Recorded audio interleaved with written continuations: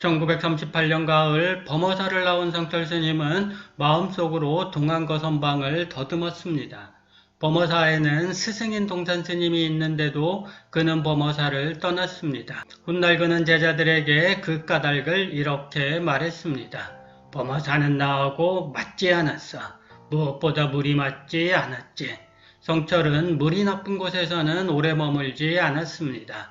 물이 맞지 않다라는 말에는 이런 맥락이 스며 있겠지만 동시에 수행풍토가 마음에 들지 않는다는 맥락도 스며 있습니다. 실제로 성철은 이후로 범어사를 찾지 않았습니다.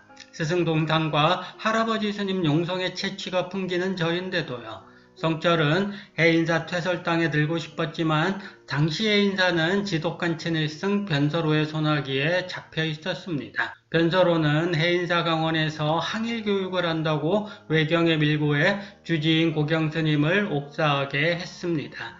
비문 내용이 불온하다고 부추겨 외경이 사명대사 비석을 4조각으로 부수도록 만들었습니다.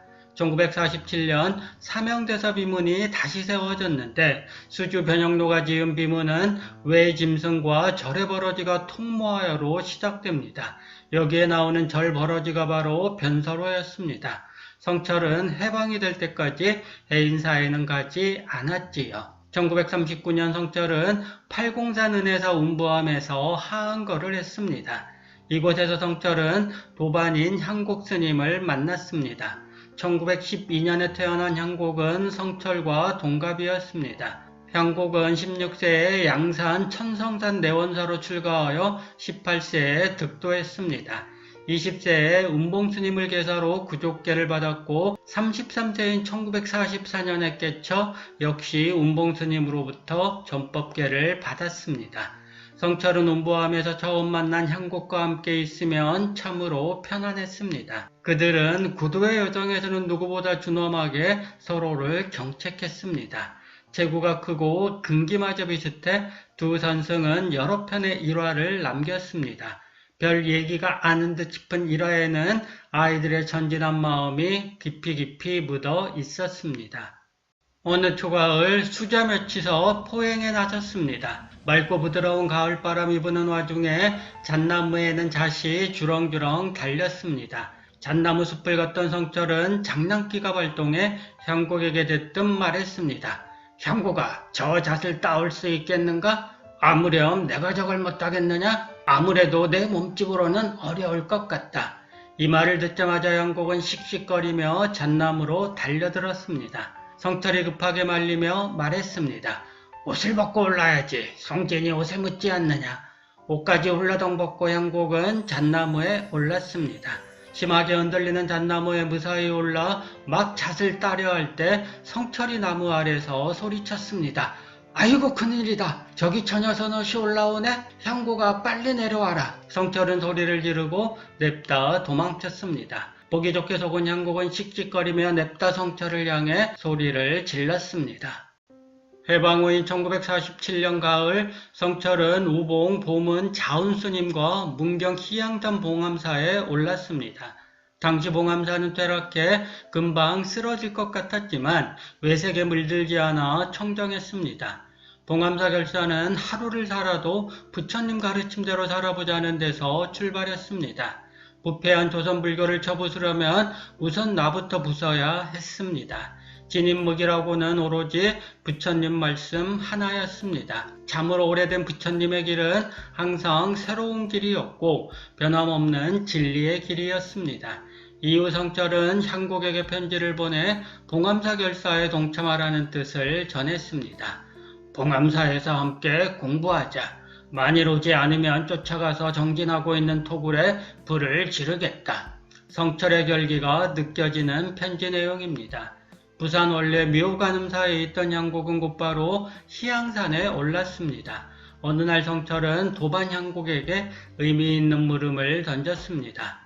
죽은 사람을 완전히 죽여야 바야흐로 산 사람을 볼 것이요. 죽은 사람을 완전히 살려야 바야흐로 죽은 사람을 볼 것이라는 말씀이 있는데 그 뜻이 무엇인지 알겠는가? 일체망념을 떠난 경지에 이르렀느냐는 물음이었습니다. 조금이라도 망념이 남아있으면 마음의 실상이 제대로 비치지 않습니다.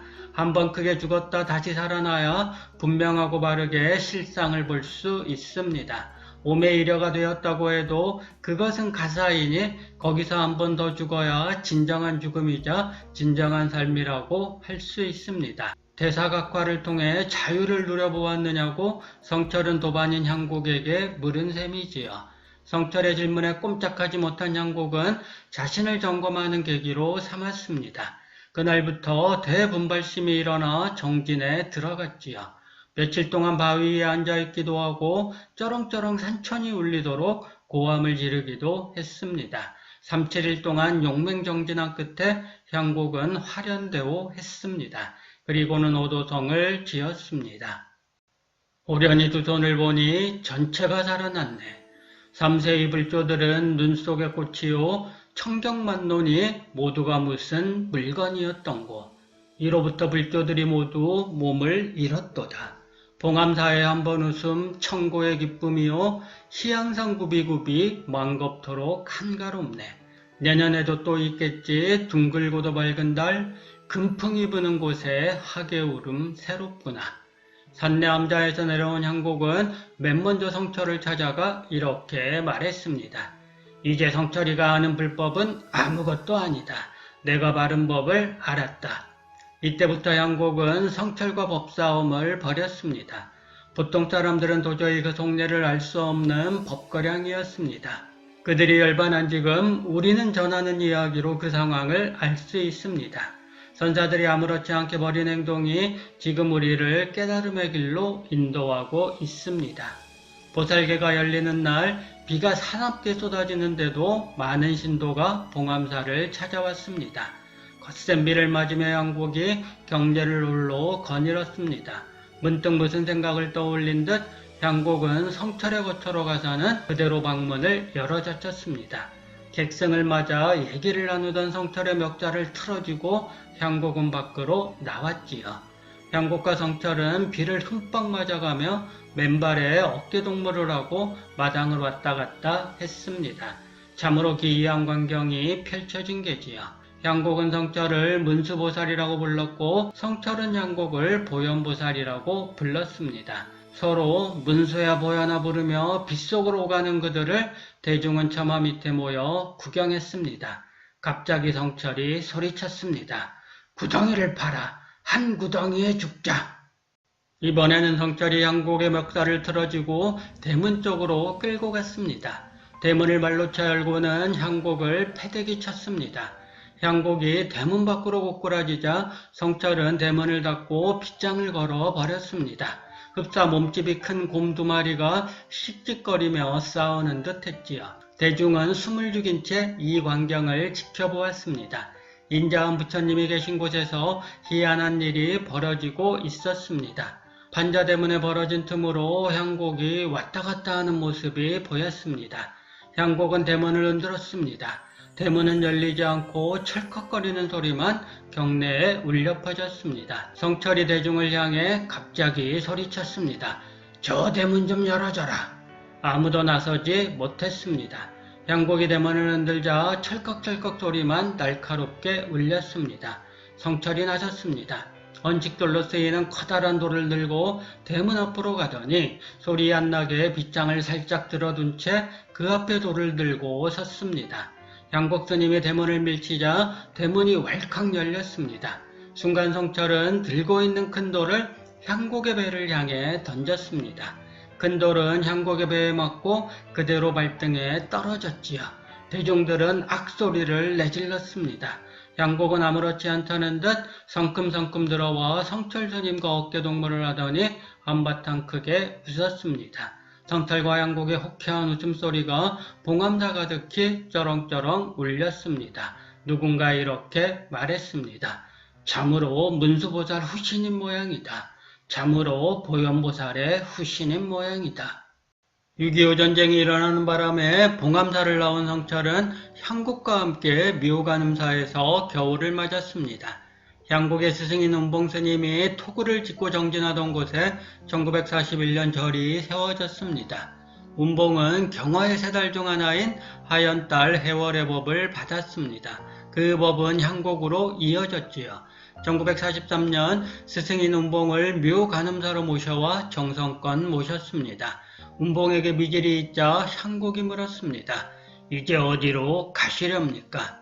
스승은 주저없이 답했습니다. 이웃마을 시드네 집에 물소가 되리라. 그러면 소라 불러야 합니까? 스님이라 불러야 합니까?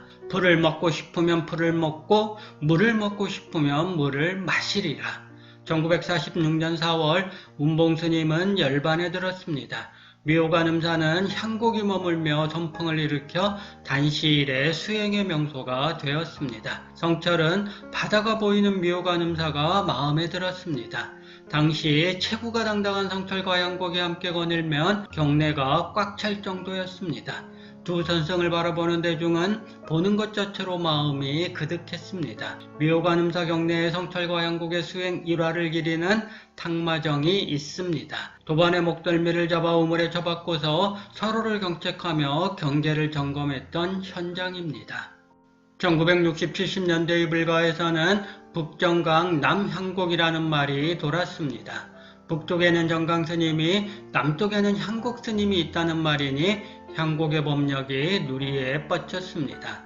당호 그대로 향기로운 골짜기를 이루었습니다. 나이가 같았지만 향곡이 성철보다 먼저 입적했습니다. 1979년 1월에 묘간음사에 머물다 원적에 들었습니다. 성철은 장의위원장을 맡고 곡향곡향이라는 추도사를 지었습니다.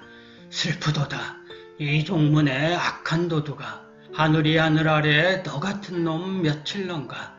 어변이 벌써 다해 헐헐 털고 떠났으니 동쪽 집에 말이 되든 서쪽 집에 소가 되든 애달고도 애달도다. 가불병정 무기경. 향곡을 향한 절절한 그리움이 잘 표현되어 있습니다. 성철은 향곡을 생각하며 고비 때마다 떠나간 도반을 찾았습니다. 지금 향곡이 있었으면 얼마나 좋을꼬.